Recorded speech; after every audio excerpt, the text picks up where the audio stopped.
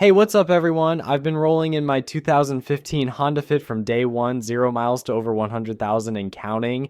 Today, I'm dropping some real talk about the third generation Honda Fit. That's the 2015 to 2020 crew.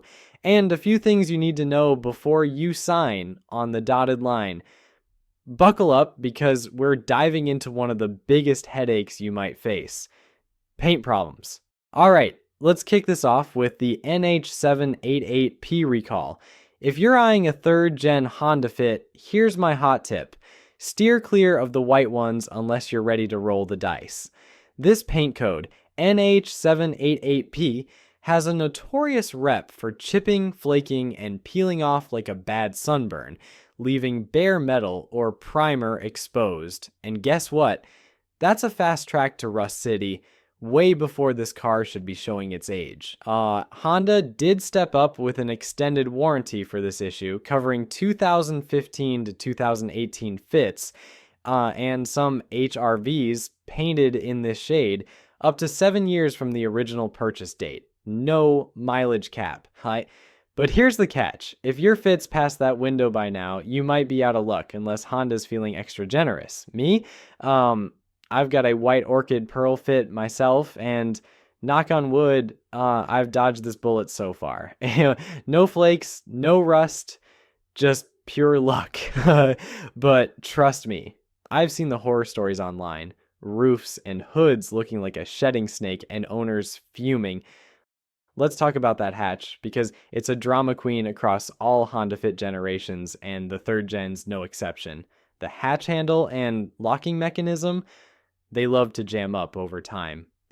Back in the day, first and second gen fits had a handy little access panel inside the hatch. Pop it off, yank the cable, and boom, hatch open, crisis averted. But the third gen? Nope, Honda ditched that panel. Classic move, right? Don't sweat it, though. I've got a slick trick that's saved my bacon more times than I can count, and it's one of my top performing YouTube vids for a reason. Here's the hack. If your hatch is stuck, press down hard on the top of the handle, like you mean it. Then hit the unlock button. You'll hear a deeper, chunkier unlock sound compared to the usual wimpy click. Boom, the hatch should pop free like magic. This glitch is so common, I've replaced my latch twice already, and let me tell you, those replacements don't last long before they start acting up again. My advice: milk that trick for all it's worth until the latch totally gives up the ghost, then swap it out. Buying a used fit, test that hatch. If the trick works, you're golden. If it doesn't budge, walk away. Something deeper and pricier might be busted in the locking mechanism. Don't get stuck with a hatch that's dead on arrival. Okay, so you've mastered the hatch trick and it's open. Sweet. Now, let's play detective in the trunk, because all three fit generations have a dirty little secret. Leaks, the culprit, usually a sneaky crack in the seam where the car's shell kisses the roof. Water sneaks in, pools up, and if you don't catch it early, you're looking at a rusted out spare tire well, or worse, a frame that's crumbling faster than a stale cookie. A quick fix is slapping some fresh silicone over that seam, but timing's everything. Here's how to snoop. Lift the trunk floor cover, yank out the styrofoam insert, and hoist that spare tire out of there. What do you see? A little yellowing from moisture is normal, especially in older fits or wet climates.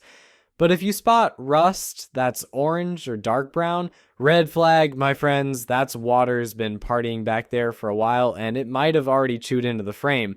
Pass on that one and keep hunting. Oh, and if the trunk looks suspiciously freshly painted, raise an eyebrow. Someone might be covering up pre-existing rust to pull a fast one on you. For the record, my Fit's trunk is a whole vibe. Window inserts, a 3-gallon water tank, a 16-gallon fuel cell, and sound deadener galore. Modified to the max, but I still check that spare well like a hawk. You should too. So the trunk's looking solid. Great. But here's a heads up for my fellow tall folks: the front legroom in this Fit can feel like a cruel joke. I'm stretching the driver's seat all the way back, and guess what? Like, my knees are basically flirting with the steering wheel. It's cozy up there. Too cozy if you're over, say, 6 feet. Now, there are seat extenders out there that'll buy you an extra 2 inches of wiggle room, but they're pricey and I haven't bitten the bullet yet. Worth it? Maybe if you're desperate. The Fit's a champ for rear cargo space. Magic seats, anyone? But up front, us lanky drivers are squeezing in like sardines. Short kings and queens, you're golden. Tall gang, proceed with caution. Speaking of squeezing in, let's talk seats. It's because these third gen Fit chairs have a reputation. Short or tall doesn't matter. Tons of owners, myself included, agree. They're torture devices in disguise. Lower back pain? Oh, it's coming for you. It's not just me whining. Fit forums are packed with folks griping about this. Some hardcore owners swap the seats entirely, but I haven't gone there yet, so I can't point you to a magic replacement. My hack? I toss a blanket over the seat for quick trips around town. Good enough. But if your commute's 30 minutes or more, your back's gonna scream. For me, the pain kicks in around 2 hours. Long road trips, 10 plus hours. I'm draping a sleeping bag over the whole thing like a makeshift throne. It's not glamorous, but it saves my spine. Test that seat on a long drive before you commit. Now, let's crank it up and hit the road, because road noise is next on the hit list. The Fit's an economy car, the cheapest in Honda's lineup, so don't expect a whisper quiet cocoon. Some owners complain about the racket, others shrug it off. Me? I've decked mine out with sound deadening, floorboards, headliner, the works, and it's a game changer, especially with my roof rack howling up top. But here's the easy fix. Slap on some quality tires. Way simpler than ripping up your interior, and it tames the hum. I don't mind the noise much. Hondas have that familiar buzz, the radio's blasting, or my roof rack's doing its own concert. Test it yourself. Your ears might tell a different story. All right, moment of truth, time to fire her up. But before you sign on that dotted line, here's the biggest third gen Fit red flag, the VTC actuator. This little gremlin lives in the engine, and when it's going bad, you'll hear it.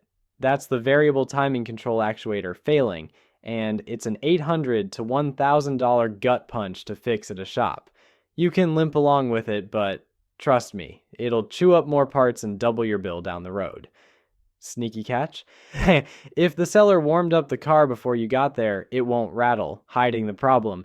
Insist on a cold start every time. No rattle, no worries, proceed with confidence. So there you have it. Legroom woes, sadistic seats, a bit of road roar, and a pricey actuator trap. My Fit's been an adventure, quirks and all, but know what you're signing up for.